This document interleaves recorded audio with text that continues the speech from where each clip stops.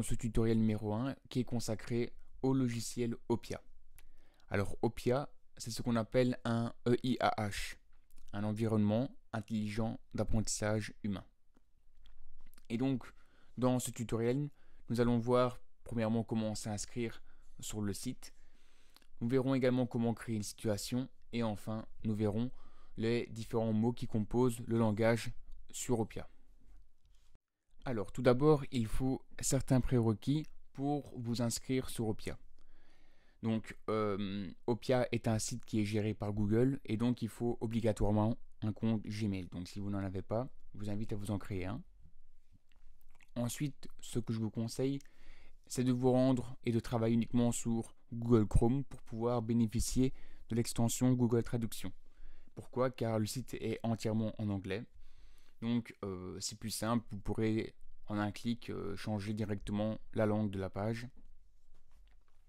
Donc voilà, je vous invite à vous rendre sur internet et à vous inscrire sur Opia. Alors je suis sur mon moteur de recherche.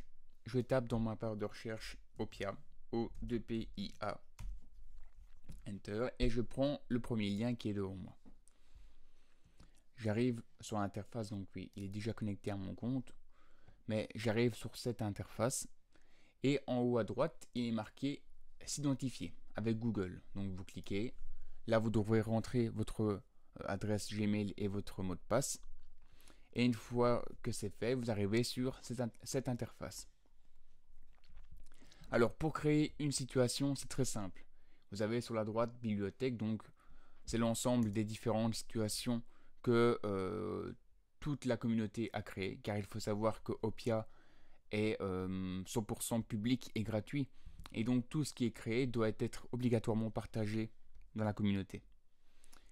Vous avez donc ici le bouton créer, vous cliquez dessus, et là ça vous crée directement une situation Opia.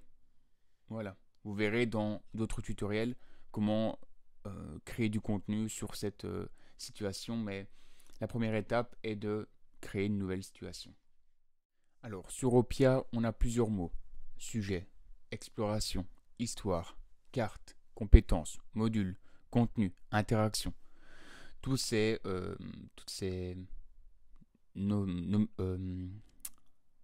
nominations vous seront tout le temps discutées et du coup vous serez habitué avec leur utilisation. Mais maintenant je vais vous montrer par rapport à une situation Opia qui a déjà été créée, mais à quoi correspondent ces différents termes.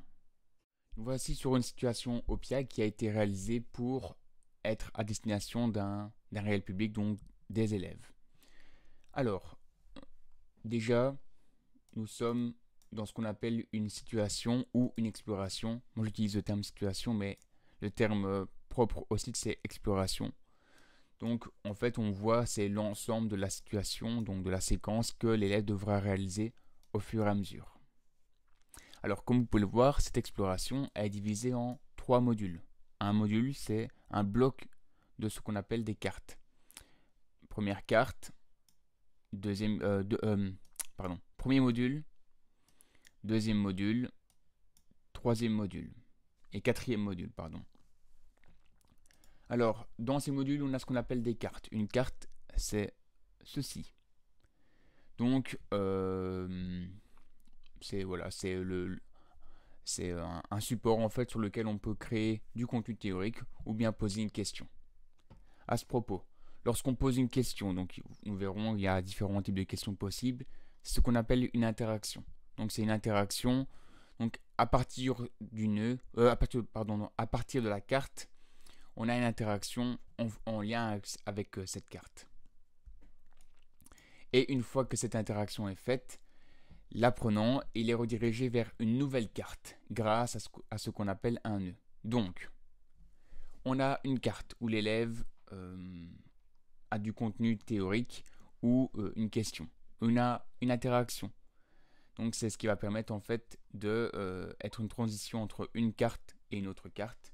Et donc c'est le nœud en fait qui réalise cette transition.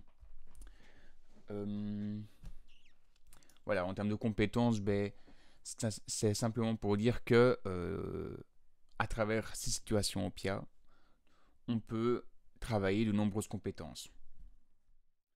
Alors voilà, ici c'est un schéma en fait qui a été présenté par Audrey Tavares, qui a en fait réalisé un tutoriel sur Opia.